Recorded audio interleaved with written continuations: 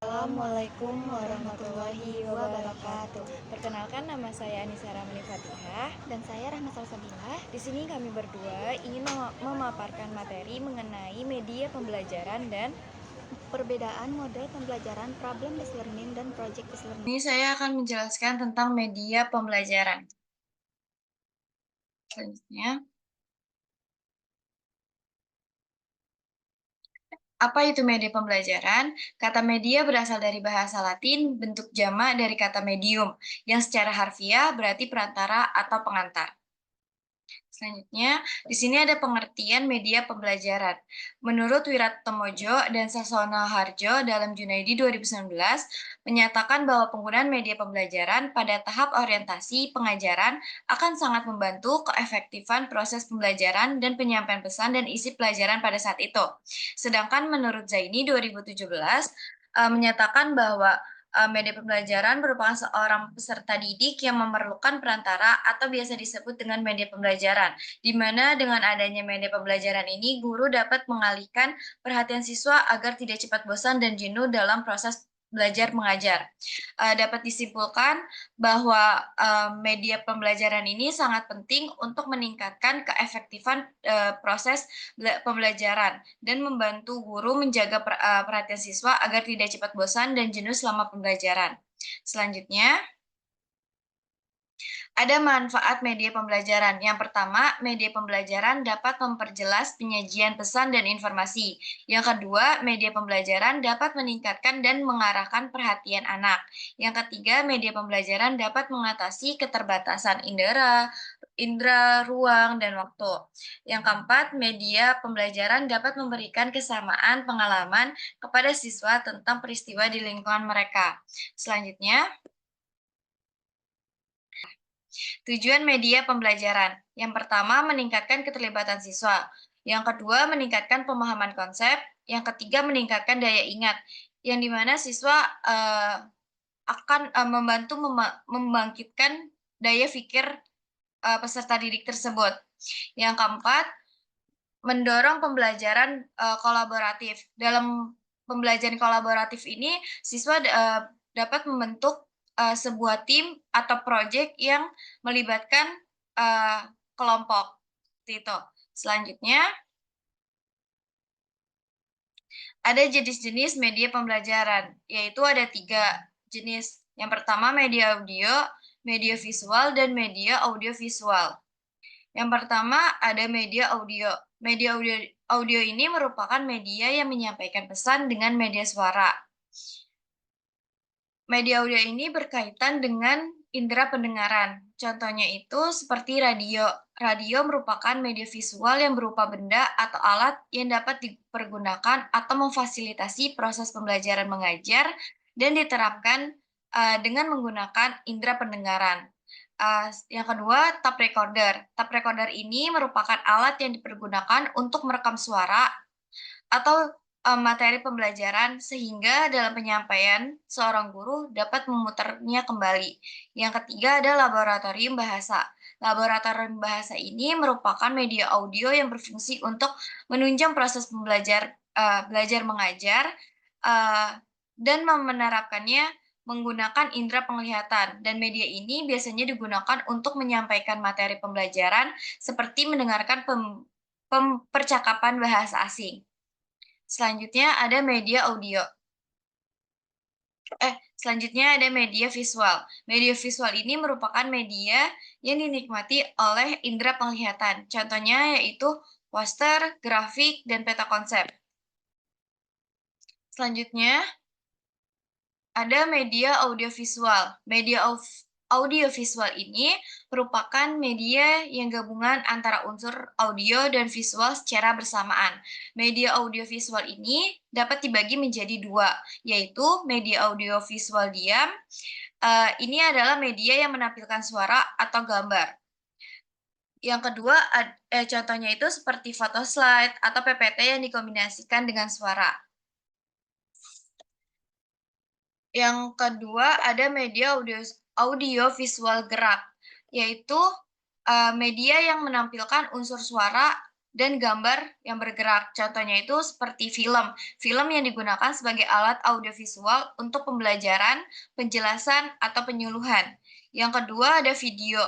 Video pembelajaran ini sebagai pengganti guru dalam menyampaikan materi pembelajaran.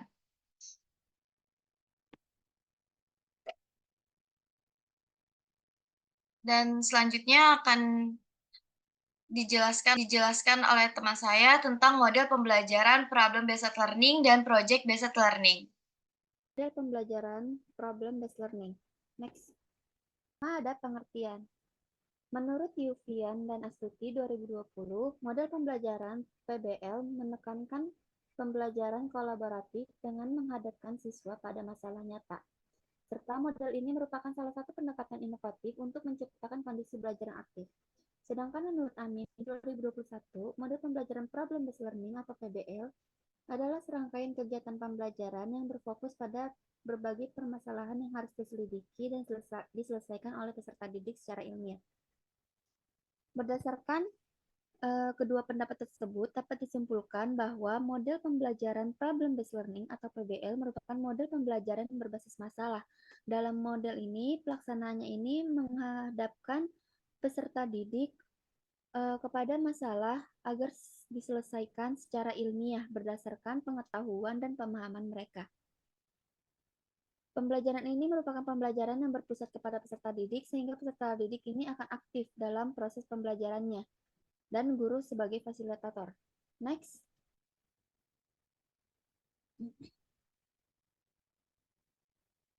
Tujuan PBL.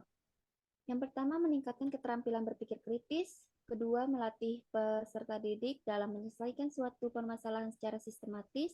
Dan yang ketiga, mendorong peserta didik untuk menjadi individu yang mandiri dan bertanggung jawab. Next. Berikut merupakan langkah-langkah dari model pembelajaran problem-based learning. Yang pertama, ada orientasi siswa terhadap masalah. Pada tahap ini, guru memperkenalkan suatu masalah kepada peserta didik. Masalah ini bertujuan untuk menggali rasa ingin tahu siswa, kemampuan analisis dan inisiatif mereka dalam menghadapi masalah tersebut.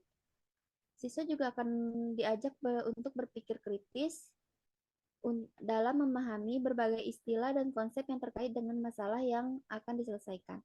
Sedangkan guru berperan penting dalam memberikan motivasi kepada peserta didik dalam proses pemecahan masalah. Yang kedua adalah mengorganisasikan siswa untuk belajar. Pada tahap ini, guru membantu siswa untuk membentuk kelompok belajar. Siswa akan dibentuk dalam kelompok belajar kecil maupun besar, dan setelah itu siswa ini akan mendiskusikan peran dan tanggung jawab mereka di dalam kelompok. Sedangkan guru ini berperan sebagai fasilitator untuk membantu siswa mengorganisasikan tugas belajar mereka yang relevan dengan masalah yang disajikan. Yang ketiga, membimbing penyelidikan individu dan kelompok.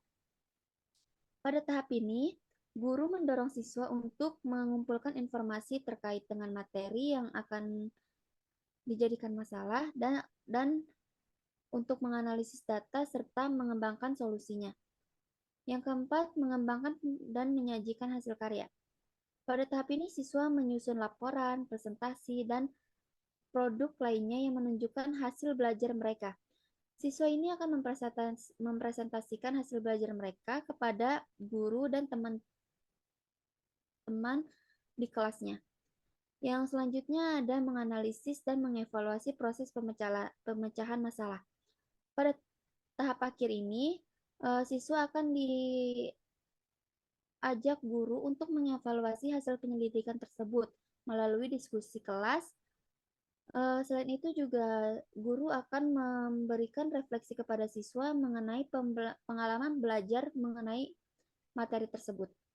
Next.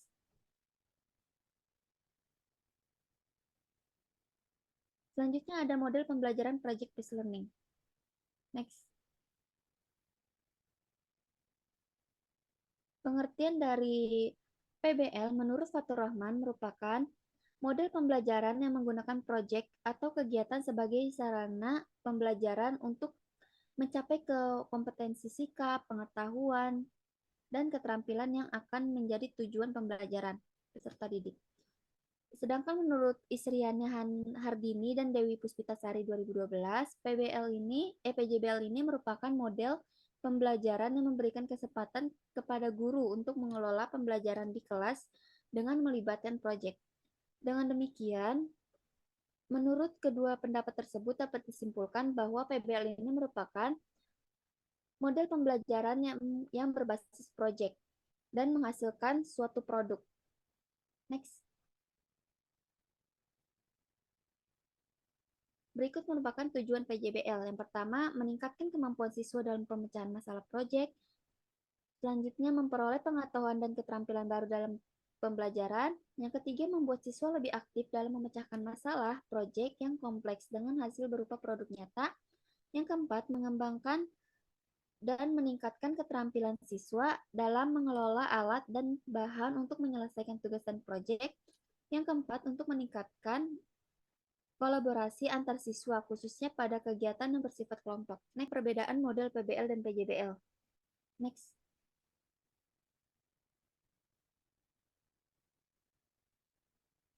Yang pertama ada pada fokus pembelajaran. Fokus pembelajaran, model pembelajaran problem-based learning, yaitu pada pemecahan masalah. Dalam hal ini, siswa dihadapkan pada suatu masalah yang nyata yang harus dipecahkan.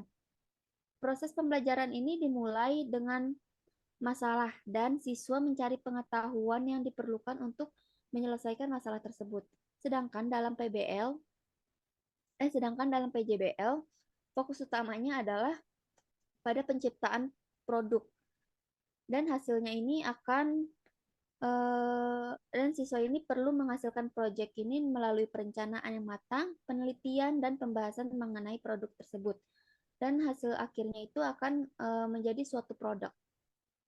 Yang kedua ada jangka waktu. PBL ini cenderung pengerjaannya ini lebih pendek, yaitu antara 1 sampai 2 pertemuan saja. Sedangkan dalam PJBL memerlukan waktu yang lebih panjang karena dalam PJBL ini memerlukan sebuah keterampilan dan menghasilkan sebuah produk. Biasanya 1 sampai 2 minggu, bahkan bisa juga 1 bulan. Yang ketiga itu ada hasil pembelajaran. Dalam PBL, hasil pembelajaran ini diharapkan bahwa peserta didik ini akan memperoleh pemahaman yang mendalam mengenai konsep dan teori yang terkait dengan masalah yang dijelaskan atau materi yang akan dipecahkan. Sedangkan dalam PJBL ini, peserta didik ini diharapkan untuk memperoleh keterampilan dan pengetahuan, yaitu dalam menyelesaikan pengalaman mereka dalam membuat proyek, dalam menghasilkan sebuah produk tersebut.